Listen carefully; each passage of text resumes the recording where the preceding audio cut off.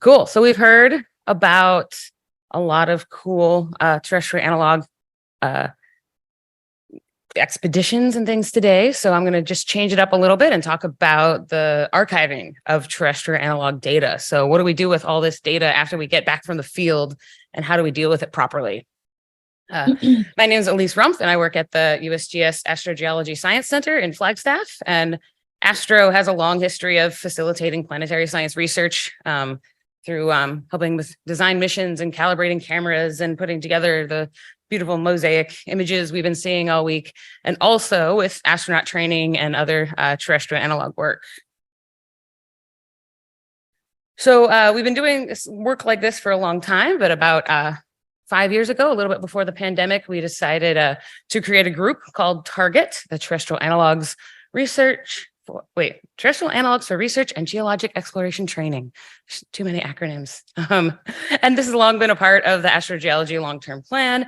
And it was also in response to community needs that we found through surveys and just breakout groups, discussions, those sorts of things with people in the community, that there was a need for some more support when it comes to terrestrial analogs work.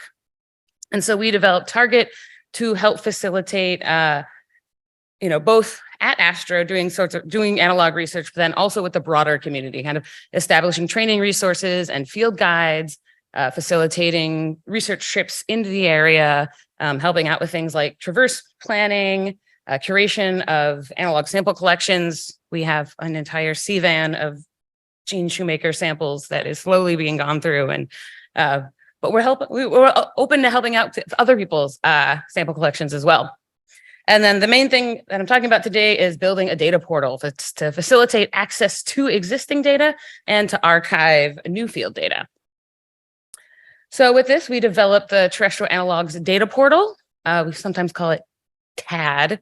In my head, I always call it TDAP, which is different. So the idea of this was to create a data portal to facilitate access to existing data and to archive new data, field data specifically, in compliance with NASA data management requirements. And with more and more field work happening, with Artemis 3 coming around, there is a lot of field data. And NASA already has the PDS, which is fabulous, but it's not really the right place for field data. And so we want to help make sure we can all find the right place for our field data.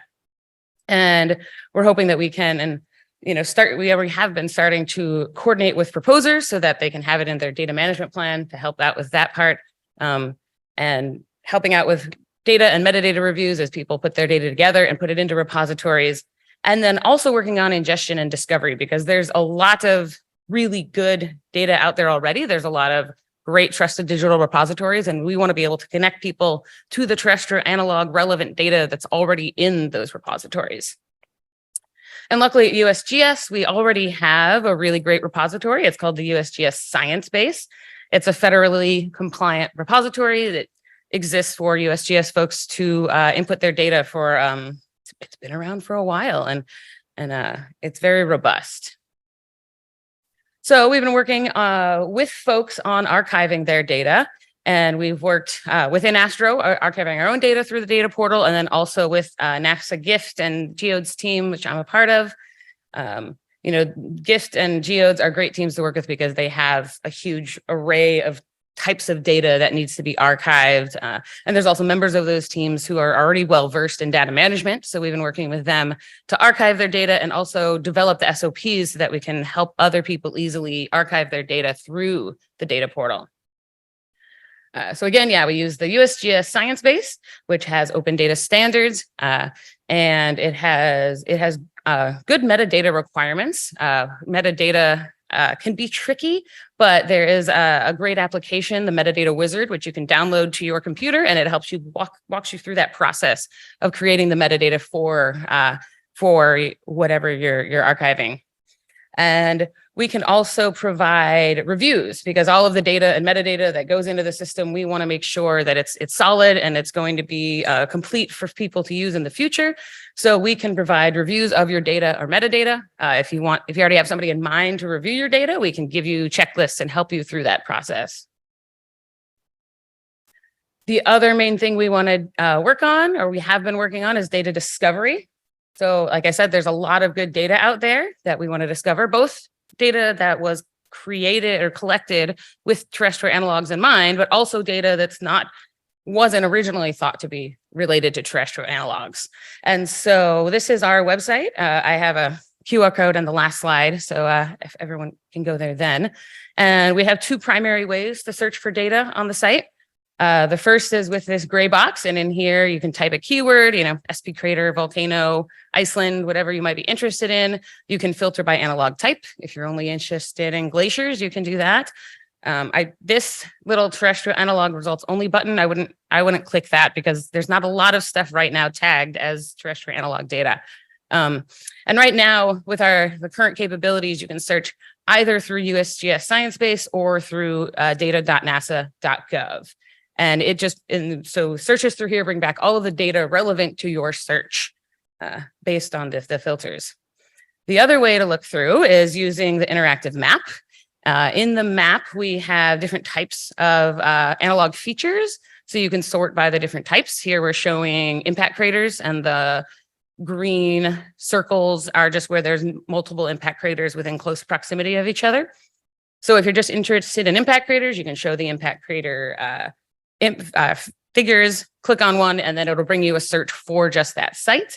You can also put in a box to search a geospatial area. So if you're just interested in impact craters in Northern Africa, you can put up that box and it brings out that information for you.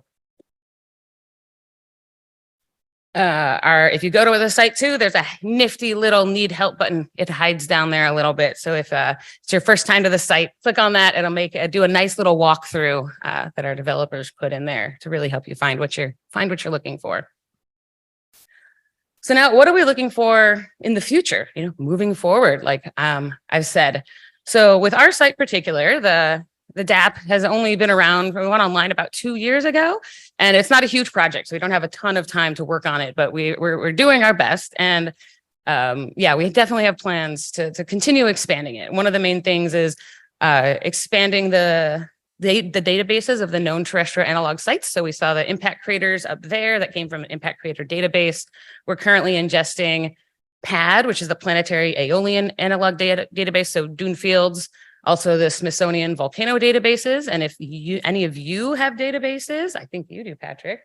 So any of you who have databases that you for terrestrial analog sites, please let us know. We would love to add them to the DAP. We also want to do things like ingest field guides, so that people can read more about these sites in a more comprehensive way, and also virtual guides so that folks who can't actually get out in the field and visit these sites can get to these sites. And there are several field sites, especially for US locations that exist. So the next step is ingesting them into the system. We also want to identify the accessibility of sites. So that's twofold, both how easy is it to get to? Is it something that only differently abled bodies can get to or not, but also accessibility in terms of land ownership and who you might have to talk to if you want to visit those areas. Collecting and analyzing user interactions just to increase the usability of the site. And we also want to start to include non-governmental repositories. So you saw that search, you could do Sciencebase or NASA.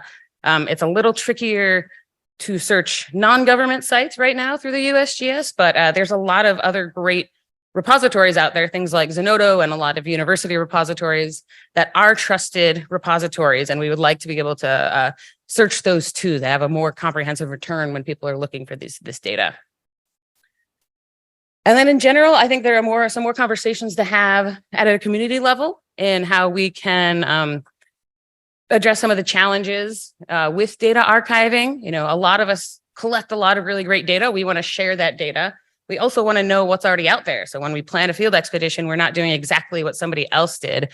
And there is often a lot of overlap, and that's due to things like there's just a lot of scattered data in a lot of places. We're not all super consistent about archiving our data correctly. We all get really busy. We don't always put enough time for that sort of stuff in our proposals. And so working on some of these challenges of data scatter, also lack of standardization. Sometimes not everything is archives up to the standards that are needed in order to keep them usable on a long-term scheme. So I think this should just be a continued conversation about how we can keep working together to archive data in a consistent way so that everybody can access it. And that's what I have.